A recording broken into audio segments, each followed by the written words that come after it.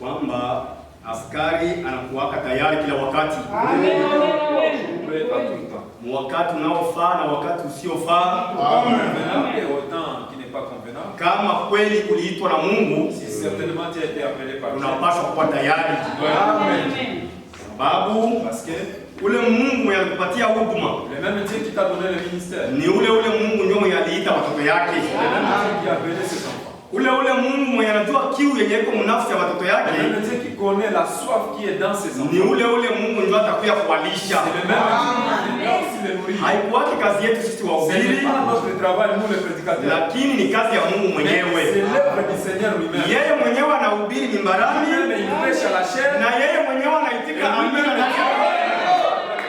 Ndio maana wakati tunakusanyika, ndugu yangu na dada, haiko kubahatisha. Mon frère, ma sœur, ce n'est pas un hasard. Amen. Jua ya kwamba Mungu alijua ile kitu kabla dunia kuwekwa msingi. La chose là avant la fondation du monde. Amen.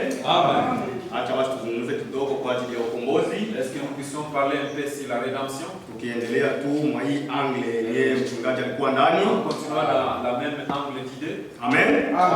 Basi bila kukawia tutasimama ili tusome neno la Mungu. Nous allons nous lever pour la lecture de la parole. Nasoma ndani ya kitabu ya Waefeso. Nous allons lire dans Ephésiens. Sura yake ya 4. Le chapitre 4. Mstari wa 25 hadi 32. Le verset 25 jusqu'à 30. Nasoma mjina la Yesu Kristo. Lisons au nom du Seigneur Jésus-Christ. C'est pourquoi renoncez au mensonge et que chacun de vous parle selon la vérité à son prochain. Car nous sommes membres les uns des autres. Si vous vous mettez en colère, ne péchez point. Que le soleil ne se couche pas sur votre colère.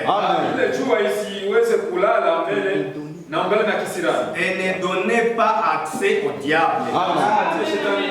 Que celui qui dérobait ne dérobe plus, mais plutôt qu'il travaille en faisant de semer ce qui est bien pour avoir de quoi donner à celui qui est dans les besoins. Qu'il ne sorte de votre bouche aucune parole mauvaise,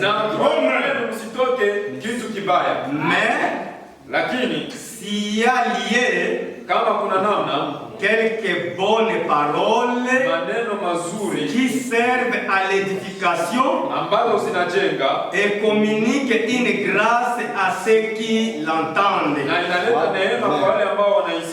N'attristez pas le Saint-Esprit de Dieu par lequel vous avez été scellés pour le jour de la rédemption. Que toute amertume, toute animosité, toute colère, toute clameur, toute calomnie et toute espèce de méchanceté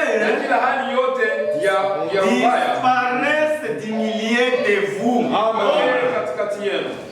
Soyez bons les uns envers les autres, compatissant, vous pardonnant réciproquement, comme Dieu vous a pardonné en Christ. Amen. Nous asseoir.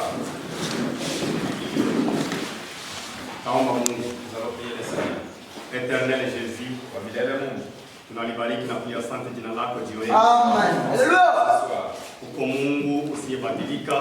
Amen, amen. Neno lako inasema wewe ni ule jana, leo na hata milele.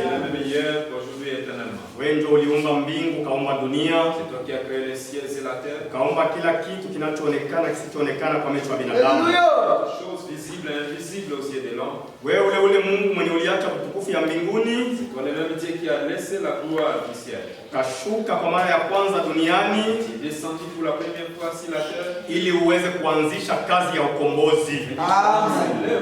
Sababu wakati mwanadamu alianguka, quand l'homme était tombé, ile wenyeji wa mamlaka, c'était titre de propriétaire, haingilipaswa kuenda mikono ya mtu yoyote. ne peut pas aller dans d'autres mains. Ilipaswa rudia kwa mikono yako wewe Mungu mzima. Toi le Dieu vivant. Na ile kitabu, et ce livre là, haingilipaswa kubakia kwako wewe Mungu. ne devrait plus encore rester chez toi, toi Dieu. Sababu uliweza kuitengeneza ili ibakie wenyeji ya mamlaka. Pour la rédemption, pour l'autorité de l'homme. Ndio maana ulishuka tena. C'est pourquoi tu es descendu Ili uanzishe ile kazi ya ukombozi. Recommencer le travail de la rédemption. Tunakubariki. Et nous te glorifions, nous te Tunakuhimidi bénissons. kwa kuwa uko mwema kwetu. Parce que tu es Acha basi jioni ya leo laisse que ce soit maintenant. kwa maneno machache ambayo tutanukuu nabii, Avec ces quelques paroles que nous allons répéter les prophètes, uweze tena kunivuvia kama vile mtumishi wako, m'inspirer comme ton serviteur. ili taifa lako liweze kufaidika Puisse bénéficier kupitia huduma ambayo uliweka ndani le yangu. ministère que tu as mis en moi. Acha basi ubariki kila ndugu na kila dada Bénis chaque frère, chaque sœur, chini ya damu les sangs mjina la Yesu Kristo. de Jésus-Christ. Amen. Amen. Amen.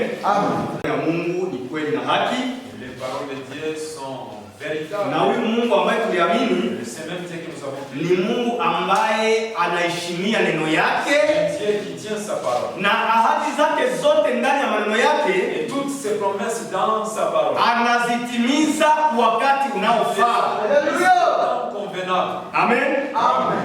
Wakati tunasoma Biblia, Quand vous lisez la Bible, nitaka tusisitize hapa kwa nafasi ambayo je inasema voulais assez qu'on puisse insister sur les liens bibliques. Ephésiens 4, Sur Ephésiens chapitre 4, verset 30. les versets en vital. N'attristez pas le Saint-Esprit de Dieu Mkasirishe Roho Mtakatifu wa Mungu. par lequel vous avez été scellés Yule ambaye mulitiwa muhuri pour les jours de la rédemption. kwa ajili ya siku ya ukombozi. Amen.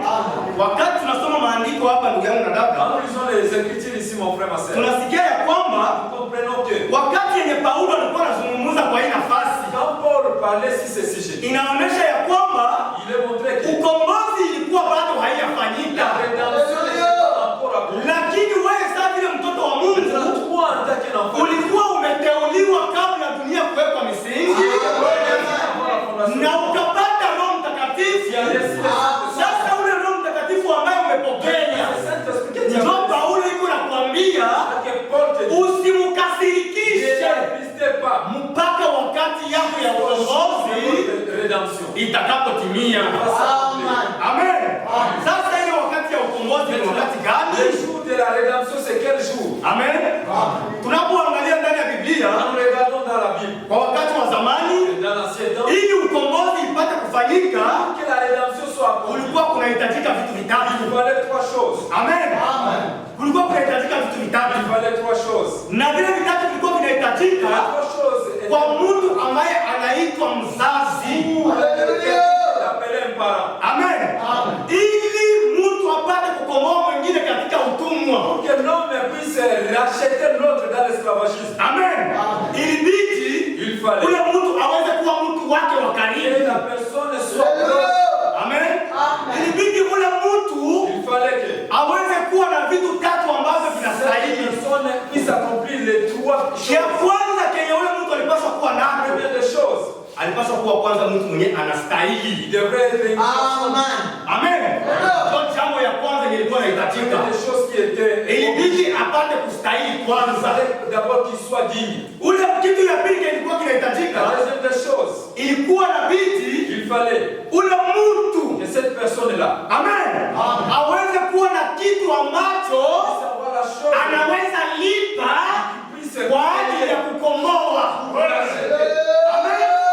Na kitu ya tatu ilikuwa inahitajika, la chose qui était obligée. ilikuwa na bidi ile ukombozi ambayo itafanyika Cette rédemption qui sera faite, iweze kufanyika hadharani.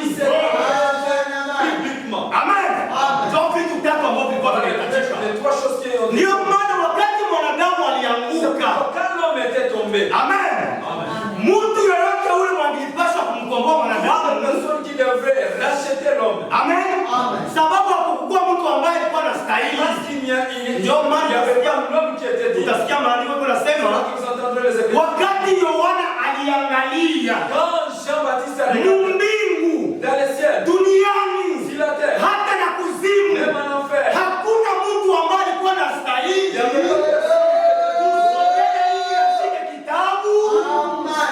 na aweze kuvunja mihuri. Amen. Ni sababu ndani ya ile kitabu ya mihuri ndio mlikuwa mnapatikana majina ya wale waliokombolewa. Amen. Ilibidi ifikie muda ambao mihuri itafunguliwa. Nasema ya kwamba kufa kwa Yesu Kristo msalabani, amen, haiko ndio ilimaliza kazi ya ukombozi.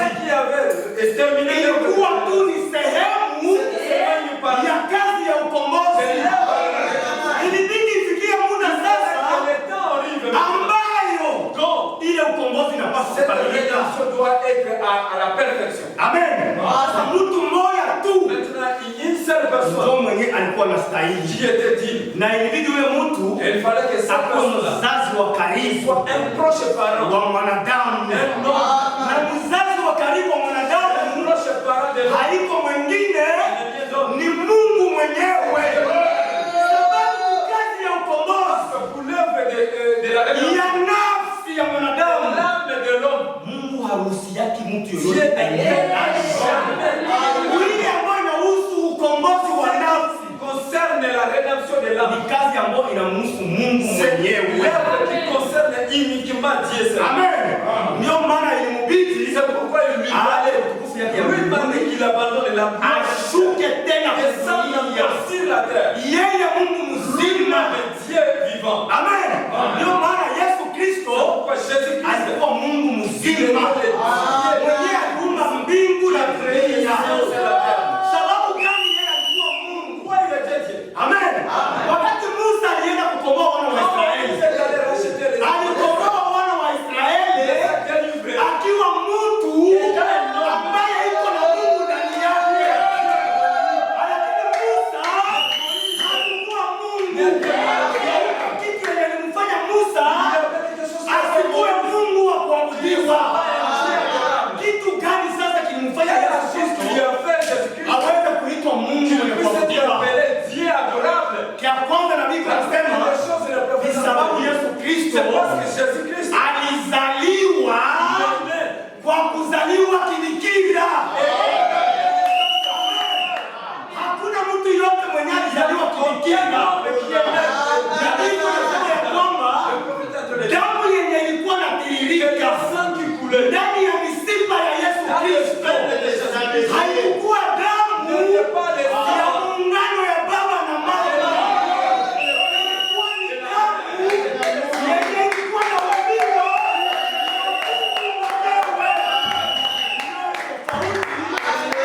ya manabii wote.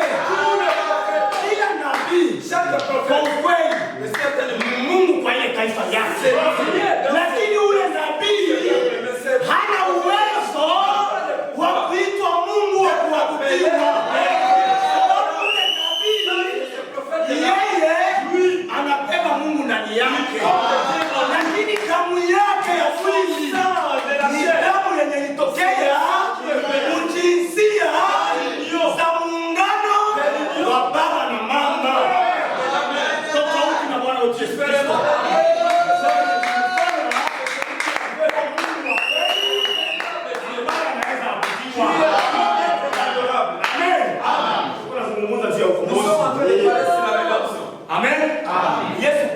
Yesu Kristo alizaliwa kwa kibikira, la naissance virginale. Amen.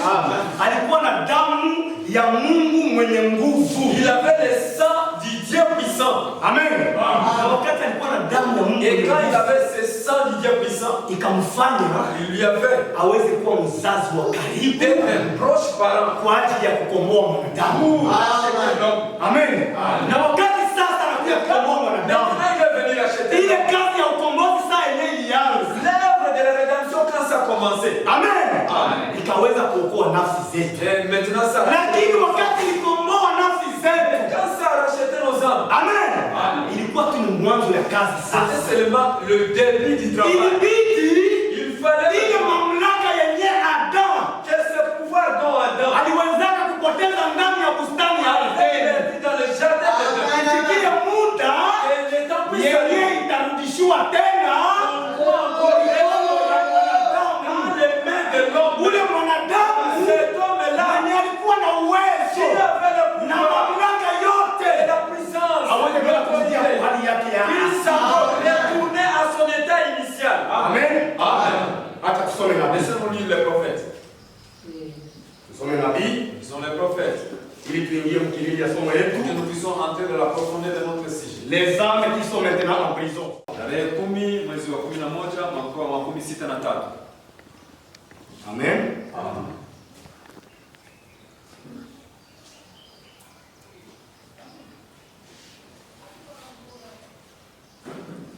Le 10-11 Tarehe 10 mwezi wa 11 1963. mwaka 63. Twende paragrafu yake Kipengele ya 139. 139. Amen. Amen. Fate vizuri ndugu yangu na dada. Donc très bien mon frère ma sœur.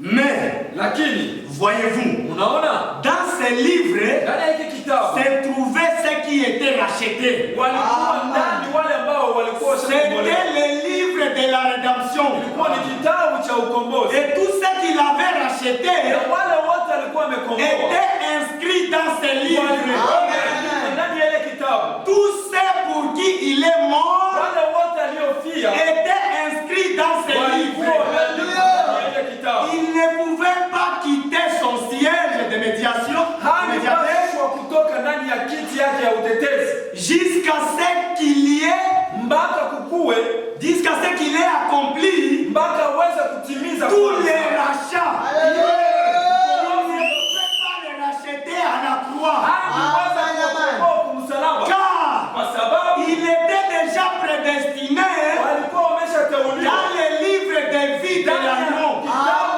uzima ya mwana kondoo. Il devait rester là Angepaswa kubakia à faire l'intercession kufanya utetezi jusqu'à ce que la dernière personne soit scellée. Amen. lakini Un jour, siku moja il se leva de là, akasimama pale s'avança. na akayasogea. Où était le livre? Kitabu ilikuwa wapi? Il était toujours chez le propriétaire originel, Mwenyewe. le Dieu Tout-Puissant. Et Jean regardait autour de Na ndio lui maana akaangalia kando kando yake et pleura. na akalia, Parce qu'il n'y avait personne kwa sababu hakukuwa qui était assez digne ambaye alikuwa na de stahili regarder le livre. kitabu Et spécialement na kipekee d'en ouvrir les seaux. afunue Ce qui était le mystère caché. siri zilizofichwa. Le mystère était Siri ilikuwa ni kwamba dans les 7 sceaux. ndani ya mihuri Quand saba, ces 7 sceaux furent ouverts, wakati ile mihuri saba la Bible entière Biblia yote s'ouvrit. ikafunguka. Les 7 sceaux étaient scellés. Mihuri saba Les ilikuwa 7 inafungwa mystères. na kila Et quand les 7 sceaux étaient contenus, les mystères, na zile mihuri saba zilikuwa zinafungiwa na siri saba entière de cela. yote ya ile, Et c'était le livre de la rédemption. na ilikuwa ni kitabu cha ukombozi. Le Nouveau Testament. Ile agano jipya, Pas l'ancien. hapana agano la kale. Amen.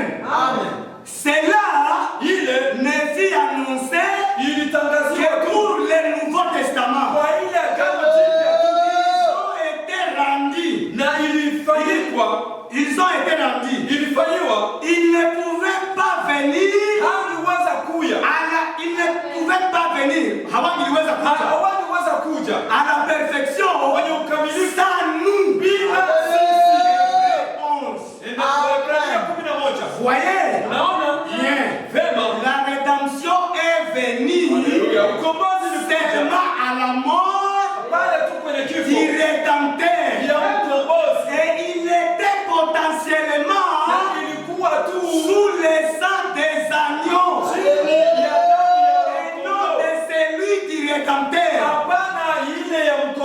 ils n'avaient pas encore été rachetés walikuwa hawajakombolewa avant la venue du Rédempteur. Wale wote ambao walikuwa wanakufa mwagano wa kale, nabii kunasema ya kwamba walikuwa bado hawajakombolewa, sababu ukombozi ilikuwa ndio mwagano chini ya ni Bwana Yesu Kristo. Amen. Wale wote ambao walikuwa nakufa walikuwa nakufa chini ya damu ya wanyama. Amen. Ndio maana ilibidi damu ya Mungu mzima iweze kutiririka ili mwanadamu apate kukombolewa. Sasa quand c'est rédempteur, wakati ule mkombozi, Jean regarda autour de lui. Yohana akaangalia katika mbele yake. Et Dieu était assis sur le trône. Na Mungu alikuwa anaketi kwenye enzi yake. Tenant dans sa main akishika mkononi mwake les livres qui avaient été scellés de sept sceaux. Kinafungwa na mihuri saba. Qui contenait tous les plans de la rédemption. Ile mpangilio ya ukombozi. Et que la race humaine na ukoo wote wa Adam avait perdu. Amen. Amen. Ile uwenyeji ya mamlaka. Wakati Adamu alipoteza mamlaka yake. Amen. Ya mzaliwa wa kwanza. Wakati Adamu alipoteza mamlaka yake ya kiungu, ile mamlaka ikarudia mikono ya Mungu mwenyewe. Amen. Ilibidi sasa ukombozi iweze kufanyika. Na wakati ukombozi unafanyika, ndio italeta tena Mungu mwenyewe.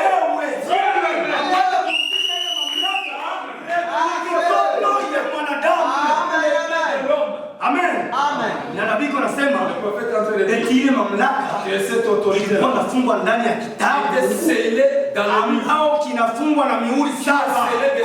Amen. Amen. Alléluia. C'est retourné où? Ikarudia wapi? Satan ne pouvait pas le prendre. Shetani angeweza kuikamata. Et il lui a simplement fait perdre. Na aipoteze tu. Mais alors, lakini sasa où les livres étaient-ils donc allés? Kitabu kilienda sasa wapi? Il n'appartenait plus à la race humaine. Hakikuwa tena kwa wanadamu. Amen. Amen. Les bénédictions n'étaient pas pour ici. Ici, la race humaine l'avait perdu. Il retourna directement à son propriétaire originel qui était Dieu. Amen. Wakati mwanadamu alianguka, quand l'homme était tombé, baraka zote toutes les bénédictions zenye alikuwa nazo qu'il avait zikapotea, étaient perdues. Amen. Zile baraka zote, toutes ces bénédictions là, Mungu nabii anasema le prophète en train de dire, eti shetani hangepaswa kuzibeba. Le diable ne pouvait pas s'en emparer kwa baraka zake, parce que ça ne lui appartenait. Ni baraka za mwanadamu, les bénédictions de l'homme. Sasa zile ni baraka zote, maintenant toutes ces bénédictions là, le prophète dit elles sont rentrées au propriétaire initial. Amen. Zile baraka et ces bénédictions Mungu hakuziumba ili zibakie zake mwenyewe. Mungu aliziumba kwa ajili ya mwanadamu. Ile mamlaka yote itarudia tena kwa mwanadamu. Amen. Alléluia. Il était assis là. Alikuwa anaketi pale. Le tenant akishika. Et il demanda à un homme. Na kaomba kwa mtu fulani. À quelqu'un. Kwa mtu fulani. Et s'avancer. Na kusogea. Et de le revendiquer. Na kuidai. Jean regarda autour de lui. Yohana akaangalia kando yake. Il y avait peur.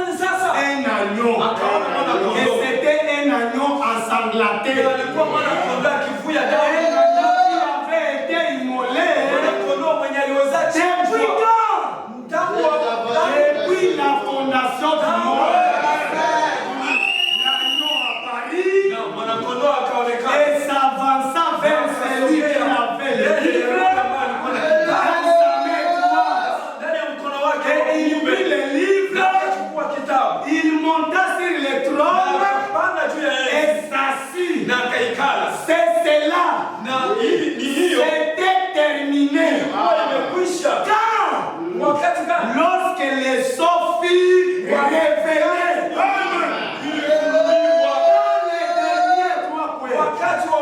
C'était tout ce qu'il avait racheté. Il n'y avait rien. Il est venu pour faire les rachats. Amen. Mon frère, ma sœur. Ndio maana tunapaswa kujisikia C'est wenyewe. pourquoi nous devons nous sentir heureux. Amen. Tunapaswa kujisikia watu wenye heri sana. Être privilégiés. Sababu gani? Pourquoi? Ukombozi wetu umekamilika. Rédemption est parfaite. Na ukombozi wetu umekamilika. Rédemption est Ni parfaite. wakati Bwana wetu Yesu Kristo Notre Seigneur Jésus-Christ alishuka mara tena kwa ajili ya kurudishia mwanadamu ile mamlaka ambayo alipoteza. Amen. Alléluia. Le filtre d'un homme qui réfléchit. Ile tujue ya mtu anayefikira.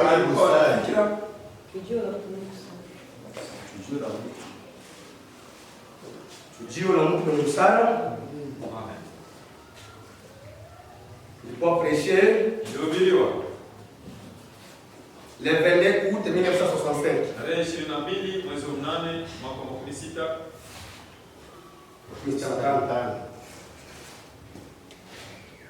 Le 22 août tarehe 22 1965. mwezi wa 8 mwaka wa 16. Twende paragrafu yake 191. Pengine ya 191.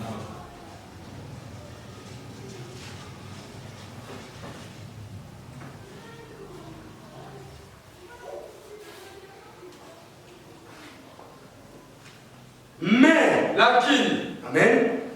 Seigneur, Bwana, j'ai pensé, nilikuwa nafikiria quand il m'a parlé là-bas dans les bois, wakati nilizungumzia ndani ya miti huko. tu sais, Unajua, ce matin-là, ile asubuhi je ne pouvais pas les faire sortir de mon esprit. singeweza kuitosha ndani ya roho yangu. Je l'ai accepté comme venant de toi. Nilikubali kama vile ilikuja kwako. Ainsi, Na hivi, Père divin, Baba wa mbinguni, je l'ai déjà prononcé nilishaitamka et je te prie, na ninakusihi, oh Dieu, Mungu, de faire que na ufanye hivi cela soit tel que je l'ai pensé. ile ikuwe namna gisi nilifikiria. Montra que l'homme Kuonesha kwamba qui mwanadamu réfléchit, ambaye anafikiria vizuri, s'il a un tas, soit peu d'intelligence, kama iko na kaakili kadogo, soit qu'il devra se tenir en présence de Dieu. au angeweza kujishika ndani ya uwepo wa Mungu. C'est pourquoi Ndio kwa maana il ne laissera pas entrer dans son âme hata ruhusu ingie ndani ya nafsi yake quelque chose qui la contamine kitu fulani ambacho kinamletea ou qui soit contraire à la parole de Dieu. Et nous réalisons, Père, na tunagundua kwamba comme j'ai pu les comparer avec ces organisations d'aujourd'hui, iliweza kuilinganisha na hii miundo, non pour être différent, Seigneur, hapana kuwa juu ni kuwa tofauti kwa qui me jugera un jour ce qui est dans mon cœur. Et je te prie, oh Dieu, de voir ce qui n'était pas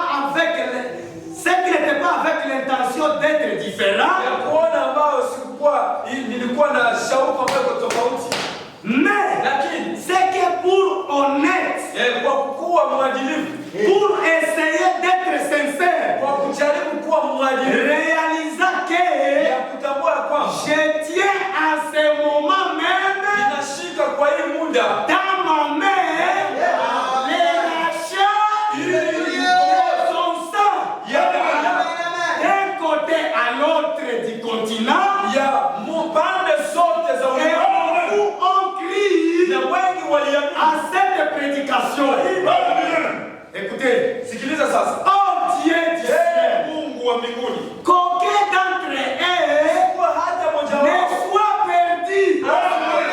Je réclame chacun d'eux et je tiens devant eux mbele yao les filtres contre le péché, les eaux de séparation, maji ya matenda le sang de Jésus-Christ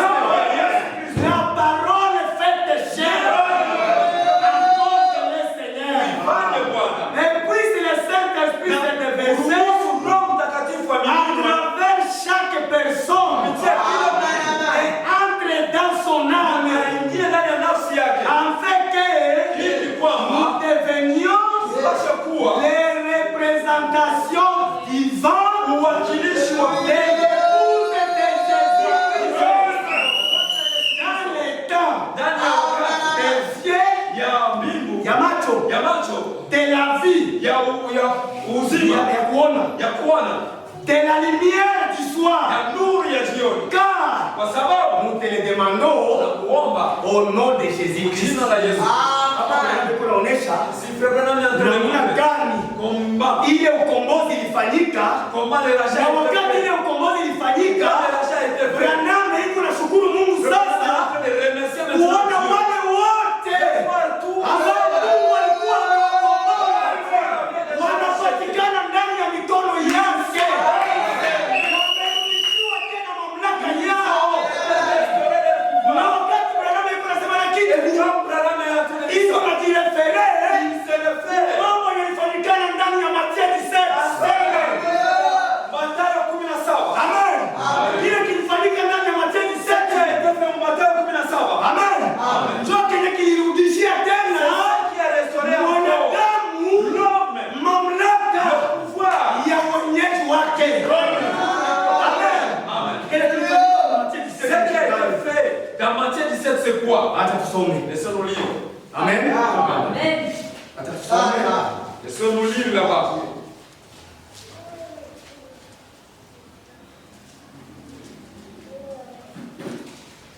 Matthieu 17, Mathayo 17. kuanzia kwa verset 1. Anzia mstari wake wa kwanza. 6 jours après, Siku sita baadaye, Jésus prit avec lui Yesu akachukua pamoja naye Pierre, Petro, Jacques Yakobo et Jean, na Yohana son frère, ndugu yake, et il les conduisit à l'écart na akawaongoza pembeni sur une haute montagne. juu ya mlima mkubwa, Il fut transfiguré devant eux. na akageuzwa mbele yao, Son visage resplendit na sura yake kaangaa comme le soleil. kama vile jua, Et ses vêtements na mavazi yake devinrent blanches comme la lumière. meupe. Et voici Moïse et Élie leur apparurent, Akaonekania s'entretenant avec lui. wakiongea naye.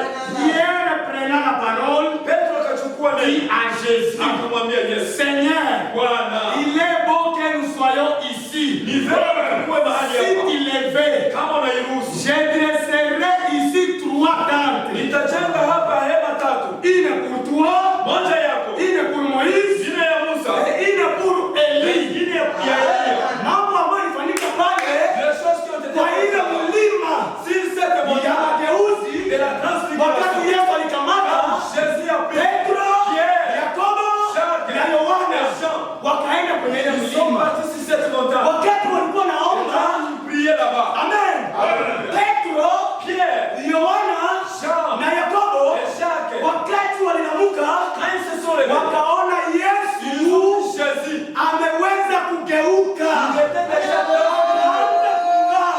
Il était Na kando kando yake et autour de lui, ukaonekana il y Musa avait Moïse. na Eliya.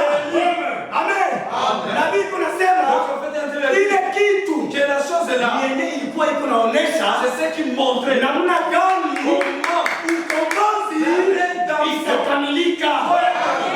Amen. Amen. Ndio maana C'est pourquoi ile mambo ilifanyika pale, les choses qui ont été faites nabii là-bas, anasema ya kwamba le prophète a fait dire, ilikuwa ni tipe. c'était ni mfano. Amen. Ilibidi ile kitu Maintenant, il kwa wakati ya kukamilisha ukombozi, sababu vile vile ukombozi ilianza ni vile vile ukombozi unapaswa kufanyika. Ilibidi ile kitu Il fallait que la chose iweze tena kufanyika kwa wakati. puisse se faire au temps de la fin. Amen. Alléluia. Tusome nabii. Laissons-nous lire le prophète maintenant. Amen.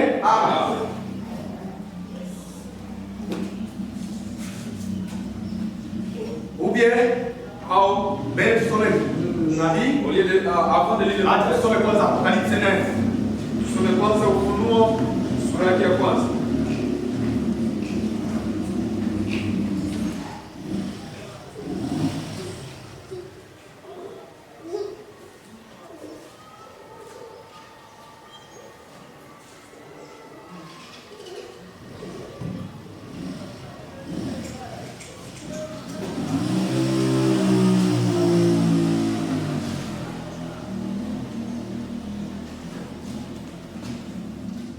Jicho litamwona Même ceux qui l'ont baissé wale ambao waliomchoma, et toutes les tribus de la terre kabila zote za se ulimwengu lamenteront à cause de lui. zitanunua juu yake. Oui, amen. Amen. Ile mambo yalifanyika Les choses qui ont été faites. kule kumlima wa mageuzi. Là, si la montagne de la Inaenda ambatana ça s'accorde. na hii ambayo inasemekana ndani ya Ufunuo Ce qui est parlé ici dans l'Apocalypse 1:7. 1:7. Tazama anakuja na mawingu. Voici, il vient avec les nuées. Amen. Ni wakati gani yatakuja na mawingu? C'est quand il va Ni venir. wakati yenye anakuja C'est quand il vient. ili aweze kutimiza Venir accomplir. ile jambo yenye ilifanyika kwenye mlima wa mageuzi pamoja na Petro, Yohana na Yakobo. Aweze tena kuitimiza kwa hiyo wakati ya mwisho ili ukombozi uweze kukamilika. Amen. Sasa tusome nabii. Leçon de Pâques. Muri ya Pasaka. Leçon de Pâques. Muri ya Pasaka. Prêché le 10 avril 1965. Ilihubiriwa tarehe 10 mwezi wa 4 mwaka wa 65. Amen. Le 10 avril Tarehe 10 mwezi wa 4 1965. Accompli. Haikosake kama kutimilika. Ce n'est pas possible. Haiwezekani. La parole de Dieu Neno la Mungu ne peut pas faillir.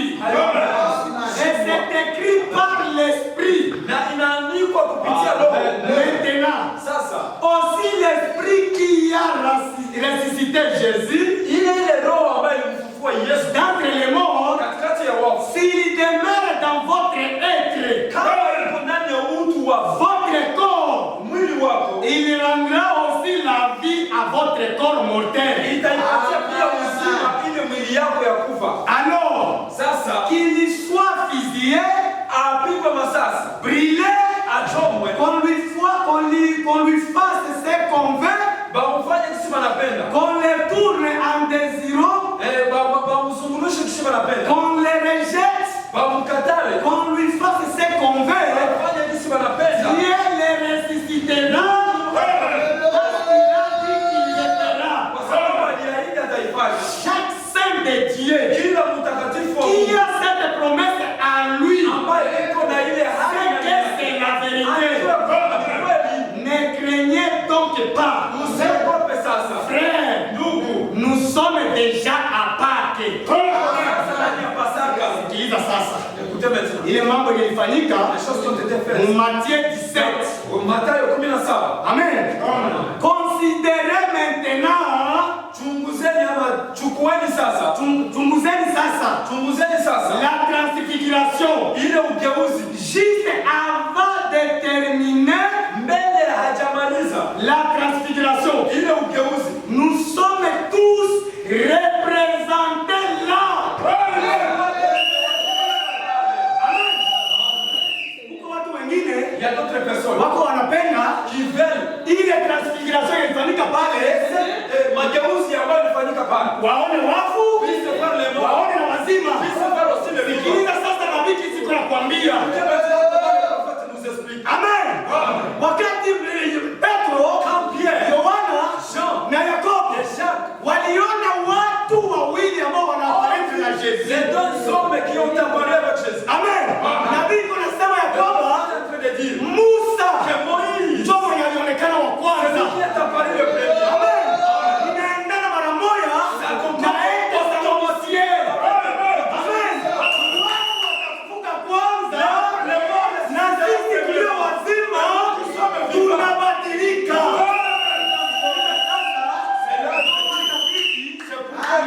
Akili ya kimadhehebu. Ndio maana tulipewa neema ya kumpokea nabii. Sasa nabii ndio anakufasiria ile transfiguration. Amen. Hii iliweza kufanyika. Amen. Nabii anasema ya kwamba Musa alikuwa anarepresente wafu kwenye walikuwa walishakufa. Eli alikuwa anarepresente wenye liko vivant. Haikuwa na maana waone bafu wa ulimwengu yote, wala waone walio hai wa ulimwengu wote. Amen. Nabii anasema mtu mmoja anarepresente wengine wote.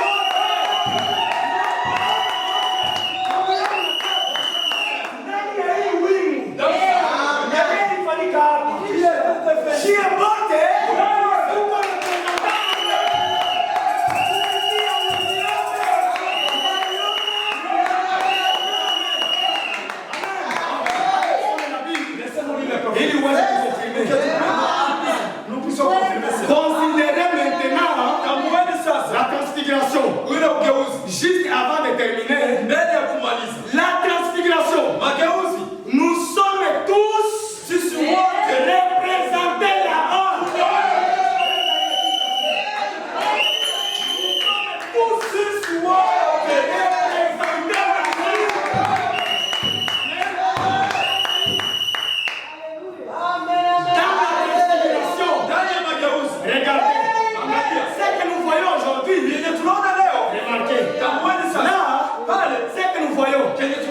la puissance de résurrection de Dieu. Nous y étions tous. Il avait laissé décéder.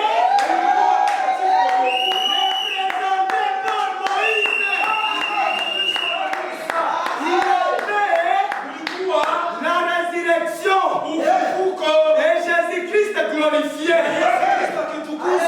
Moïse, Moussa et Élie. Et Jésus-Christ, tous debout sur la montagne. Laissez décéder. Laissez enlever.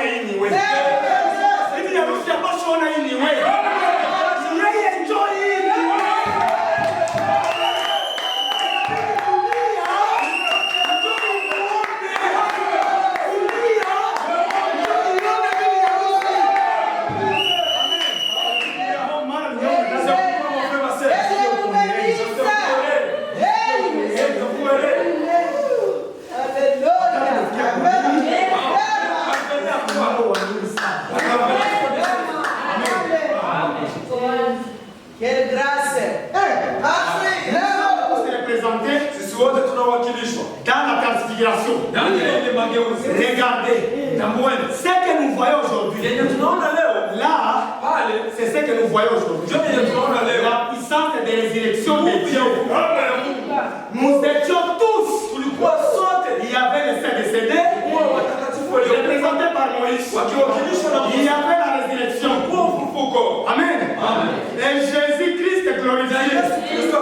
Moïse, Moussa et Élie. Et Jésus-Christ, tous debout sur la montagne.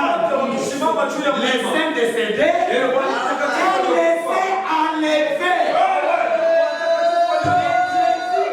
Jésus-Christ glorifié. Oh là là. Pourquoi watu wenye heri sana? C'est l'élevé du soleil.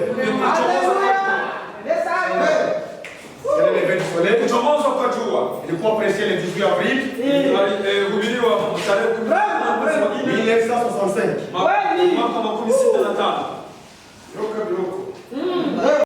Mwaka wa 65. Haraka yake 315. Kipengele ya 315. Tutaendelea. Nous continuons. Ndani ya muda. Nous avons quoi dit? Paragrafu yake 315. Kipengele ya 315. Watu wengi leo Tant de personnes aujourd'hui wanapenda waone wafu. Ils veulent voir les morts wanafufuka kutoka makaburi. Sortir dans les tombes. Ijapokuwa Pourtant ishafanyika zamani. Maintenant Sasa considérez la transfiguration. Chunguzeni ile ugeuzi. Nous étions tous représentés là. Il y avait les saints vivants qui avaient été enlevés.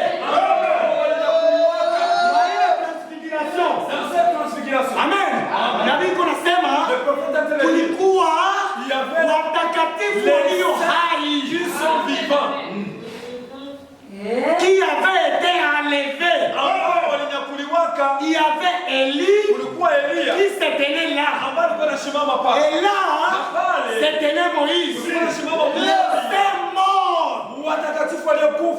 Tous avaient aussi reçu la puissance vivifiante. Wote wawili bale wenye walishakufa na wenye wiko hai wote wakapata nguvu za kubadilika, nguvu za kuwa hai, la puissance vivifiante. Amen. Que ce soit celui qui était mort, que ce soit celui qui n'était pas mort, tous étaient là.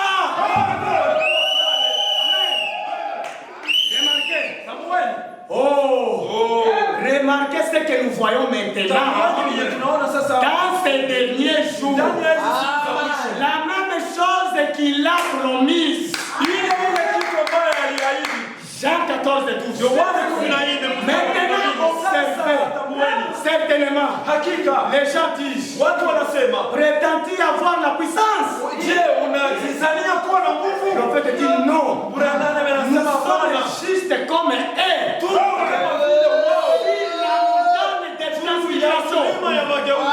Voyez, certainement, nous ne prétendons pas avoir la puissance.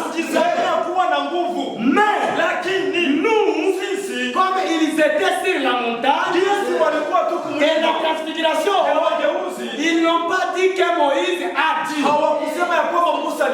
Regardez, qui je suis, ni les disciples dire, regardez qui je suis, regardez qui je suis. Savez-vous ce qui arriva? Remarquez, ils ont vu Jésus glorifié.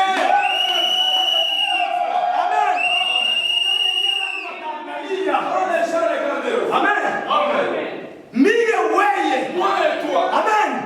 Ambao walio hai, wale ambao walikufa hawatakuja kudunia waanze sema tuone si hapa. Nabii kunasema sasa yenyewe wale watu wataangalia, hawataona tena Musa, hawataona tena Elia, wataona Yesu yeye mwenyewe.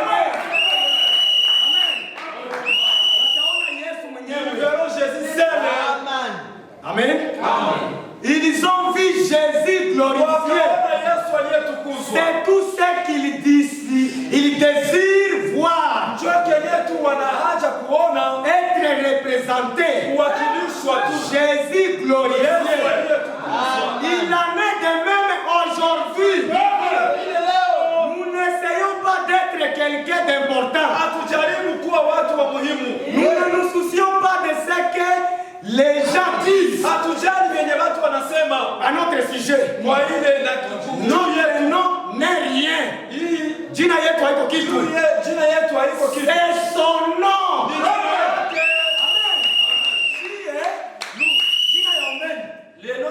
Haina maana yoyote. Jina ya ndugu ama dada haina maana yoyote. Kia maana kwetu ni jina ya Yesu Kristo. C'est son nom. Notre vie n'est rien. C'est sa vie. Il s'agit de sa puissance. Et non de notre puissance. Et il n'y a qu'une seule chose que nous aimons faire. C'est de les voir glorifier. Amen. Et comment cela peut-il se faire? C'est quand il est glorifié en nous. imeandikwa ndani yetu par sa résurrection kupitia ufufuko wake qui est en nous. ndani yetu. Nous les voyons Tunaiona représenter une fois de plus akiwakilishwa mara tena aujourd'hui leo tel qu'il était. Ile nguvu za ufufuko wake, la même puissance ile maisha yenye ilikuwa ndani yake qui était en lui. tunaiona tena Nous leo le voyons aujourd'hui. inadhihirika ndani ya dunia. Confirmé dans le monde. Amen. Alléluia. Comprenez-vous cela? Naelewa ile. Voyez, Angalia. notre désir Ile shauku n'est yetu. pas d'être glorifié. Haiko ya kutukuzwa. Notre désir Shauku yetu. n'est pas d'avoir un grand nom. Haiko ya kuwa na jina Notre fulani. désir Shauku yetu. n'est pas de vanter Haiko ya kutapa une église kanisa fulani ou de faire plus à l'école, au kufanya zaidi à shule l'école du dimanche, au shule ou d'essayer de faire au kujaribu kufanya entrer les gens de force, kuingiza watu na kinguvu de les pousser na dedans, kuwasukuma sukuma d'offrir des pique-niques, na kufanya mapikniki des fêtes, na makaramu ou de faire venir les vedettes, na kufanya ile wale wasanii les génies ou quelque chose. wale wajuzi wakubwa D'être comme cela, au kiti ya cela n'est pas notre désir. ile shauku yetu. Notre désir est de les voir glorifiés. Glorifiés. kutukuzwa Comment? namna gani? Non pas par orgueil, Hapana kwa kiburi, mais lakini à nous, ndani yetu dans nos vies, maisha yetu pour prouver kuonesha qu'il est vivant et qu'il vit en nous.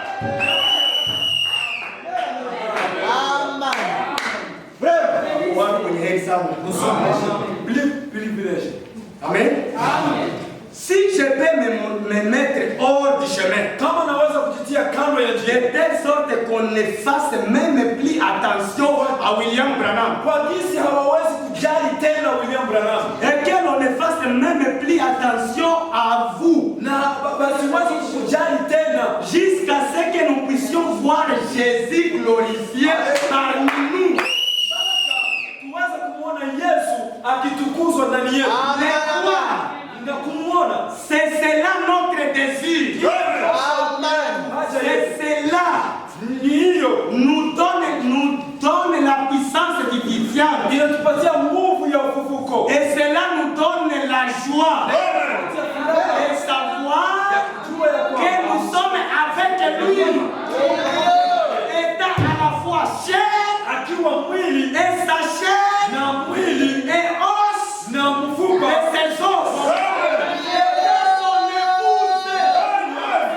Et voyant ces mêmes méthodes, na kuona ile milo confirmé, kudhihirishwa prouvé à nous na kuthibitishwa na qu'il nini est maintenant ressuscité.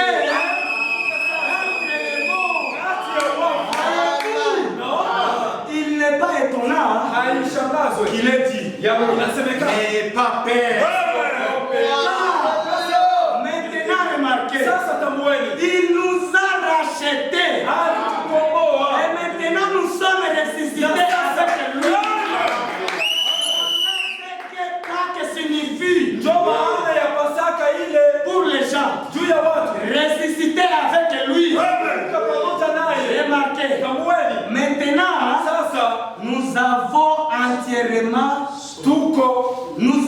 maintenant sasa nous avons son esprit à nous, tuko na roho yake ndani yetu. les titres incontestables, entièrement payés. Non, Hapana, ne dites pas. msiseme Eh bien, vema. j'espère que j'aurai cela. Naamini ya kwamba Nabii tunasema sasa tuseme kama utaipataka.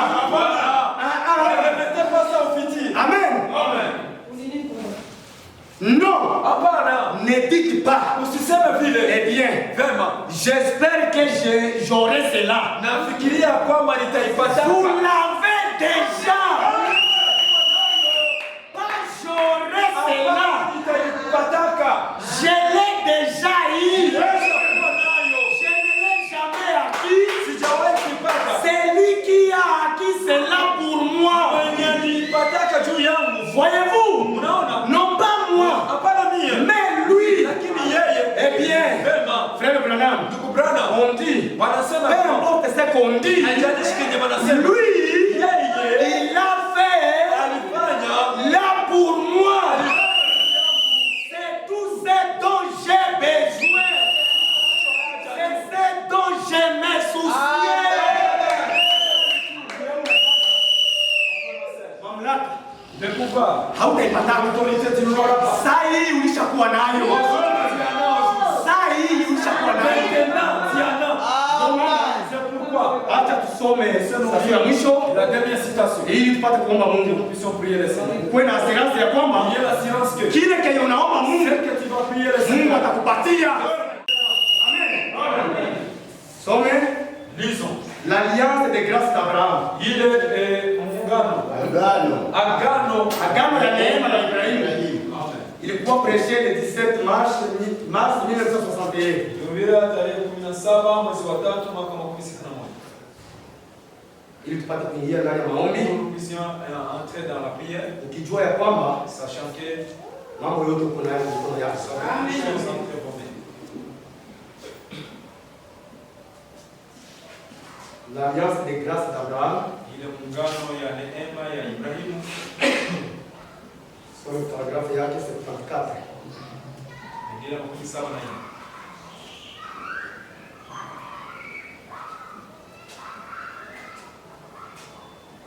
Mungu ataishie nyimbo nzuri ya maabudu. Frère, puisse nous préparer un bon message. Nyuma ya hapa tupate kuomba Mungu wetu. Après, ici, nous puissions prier notre Seigneur. L'alliance de grâce d'Abraham Ile agano la neema ya Ibrahimu, du 17 mars 1961. tarehe 17 mwezi wa 3 mwaka wa 1961. Paragrafu yake 74. Ingine 17. Alors, Sasa souvenez-vous qu'il a dit, kumkeni ya kwamba alisema, je suis le sept, mimi ni muti, vous êtes les sarments. mimi ni matawi. Eh bien, Vema, les sept ne portent pas de fruits, haleluya, muti haibebake matunda, c'est les sarments qui portent des fruits. matawi inabebaka matunda, Mais lakini il tire sa vie du sept. inatosha uzima ndani ya muti. Et c'est vrai, il est ici maintenant. Nous sommes les sarments. Sisi ni matawi. Si vous avez quelque chose qui cloche Kama una kitu fulani ya kendeka, et que vous avez besoin de l'aide de Dieu, kuna haja ya msaada wa Mungu, je vous demanderai de prier ningeomba muombe et de dire, na kusema ya kwamba Père Céleste, Baba wa mbingu, ce petit homme chauve. huyu kidogo wa Lupala, Amen. Hivi nakwambia kitu utaomba saa hii. Mamlaka yote ulishakuwa nayo. Mibaraka yote uko nayo. Kila kitu kenye unahitaji uko nacho kujikono yako. Amen. Na Biblia inakuonyesha sasa ndio utaomba. conseil comment vous allez prier. Amen. Père Céleste, Baba wa mbingu, ce petit homme chauve. huyu mwanaume mdogo wa Lupala, Amen. Ce petit homme chauve. huyu mwanaume mdogo wa Lupala Non instruit. ambaye hakwenda shuleni Et ratatiné. na Mwenye alikuwa mlegevu. wamlegevu, Amen. Amen. Qui se tient là maintenant ambaye anasimama pale sasa, ne me connaît pas. halijui Et il n'est qu'un homme. na yuko tu mwanadamu, Mais lakini il me dit que tu es le même. anajua kwamba Et que tu as fait cette confirmation. na ulifanya hii thibitisho, Et tout ce que je vois, na yote ambayo naona je vois que c'est la vérité. naona kwamba ni kweli. La justification, Ile kuhesabiwa, la sanctification, ile les baptêmes du Saint-Esprit, ubatizo wa Roho Mtakatifu, les placements du Fils, ile kutiwa ya mwana lui donnant le nom. ikimupatia jina. Cet homme a pris une partie du nom de Dieu. Huyu mtu alichukua sehemu ya jina ya Mungu. Elohim. Elohim. Maintenant, Sasa fais-nous voir les mêmes signes. fanye tuone ile ishara. Nous voyons Billy Graham Tunaona Billy Graham qui suit là à Sodome. ambaye anaenda kule Sodoma, Mais cet homme dit qu'il y en aura un lakini huyu mtu anatuambia kwamba qui viendra à l'église Élie. Maintenant, sasa voyez-vous, unaona frère, ndugu, et s'inscrira je